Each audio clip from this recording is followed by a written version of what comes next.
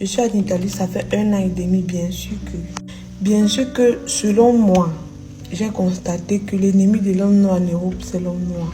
Dans quel sens? Dans le sens où les maisons sont devenues tellement difficiles en Italie que si ton frère noir loue une maison, je dis 2 chambres comme ça à 500 €, il va te louer la chambre dans l'appartement là même à 350, 400.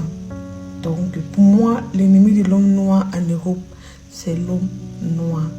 Bon, je n'ai aucun problème avec la fille, hein. Mais c'est juste qu'elle parle d'un sujet qui concerne beaucoup la communauté africaine. Et moi-même, je vais donner mon avis par rapport à cela. Quand moi-même je venais d'arriver en Europe, je pensais que les gens me devaient quelque chose. Déjà, lorsqu'une personne loue la chambre à 400 €, il te fait une proposition. Donc tu peux dire oui, comme tu peux dire non. Il ne t'a pas obligé. Voilà déjà la première chose qu'il faut souligner. Maintenant, la deuxième chose, c'est dans ta vidéo, ça se voit que tu as pris le parti de la personne qui loue la chambre. Bon, ici, on va essayer d'analyser les deux en fait. Bon, supposons que la personne qui est en train de louer la chambre à 400 €, il paye l'appartement à 600 €. Mais avant d'entrer en possession de cet appartement, il a déposé une caution qui n'est pas moins de 3 mois. Donc voilà déjà 1800 € qu'il a eu à déposer.